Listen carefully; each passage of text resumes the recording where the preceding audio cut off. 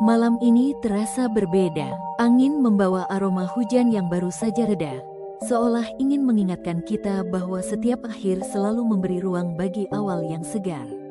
Lampu-lampu kota berkelip, seperti bintang yang turun ke bumi, menemani langkah kita menutup lembaran panjang tahun 2025. Tahun ini berjalan seperti sebuah cerita.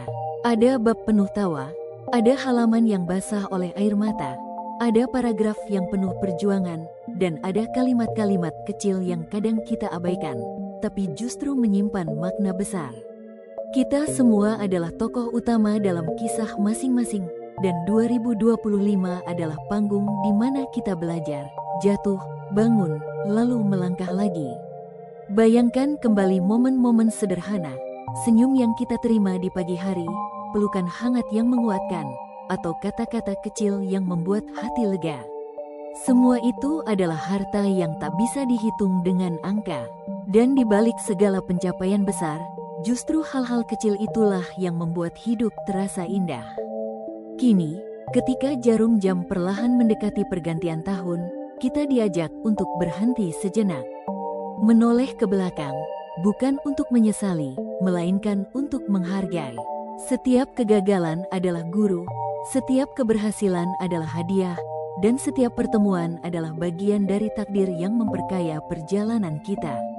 Besok, fajar pertama tahun 2026 akan datang.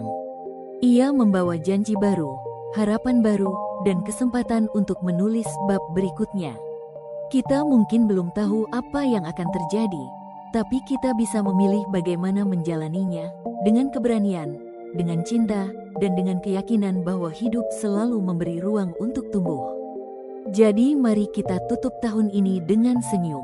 Mari kita bisikkan doa dalam hati, semoga langkah kita di tahun depan lebih ringan, semoga hati kita lebih lapang, dan semoga cerita yang kita tulis semakin indah. Karena pada akhirnya, hidup adalah kumpulan narasi, dan kita selalu punya kesempatan untuk menjadikannya kisah yang layak dikenang. Selamat tinggal, 2025. Terima kasih atas semua pelajaran dan kenangan. Selamat datang, 2026.